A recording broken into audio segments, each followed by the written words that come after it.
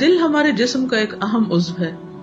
جس طرح جسمانی طور پر دل کی صحت بہت زیادہ ضروری ہے، اسی طرح روحانی طور پر بھی دل کا صاف ستھرا اور صحت مند ہونا بہت ضروری ہے. ہماری ہدایت کا تعلق بھی دل سے ہے. اللہ سبحانہ وتعالیٰ قرآن مجید کے آغاز میں فرماتے ہیں کہ ذالک الکتاب لا ریب فیہ ھدی للمتقین، یہ کتاب جس میں کوئی شک نہیں، یہ تقوی والوں کو ہدایت دیتی ہے. یعنی جو انسان اپنے دل میں اللہ کا ڈر رکھتا ہو، اللہ کی محبت رکھتا ہو، یہ کتاب اسی کو فائدہ دے گی. تقوی والا انسان کون ہوتا ہے؟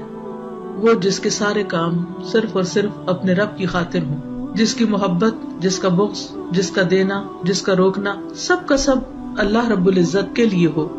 حدیث میں آتا ہے من احب للہ وابغض للہ واعطى للہ ومنع للہ فقد استکمل الایمان.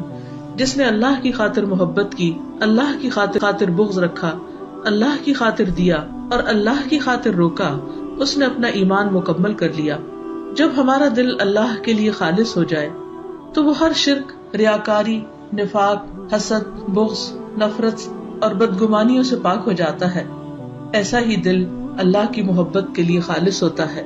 ایسے ہی دل کے ساتھ جب انسان اللہ کی طرف رجوع کرے تو ہدایت پاتا ہے. اللہ سبحانہ وتعالیٰ کی طرف سے اس کو خاص روشنی اور نور میسر آتا ہے. ایسے دل سے جب ہم دعائیں مانگتے ہیں تو وہ بھی قبولیت کا درجہ پاتی ہیں.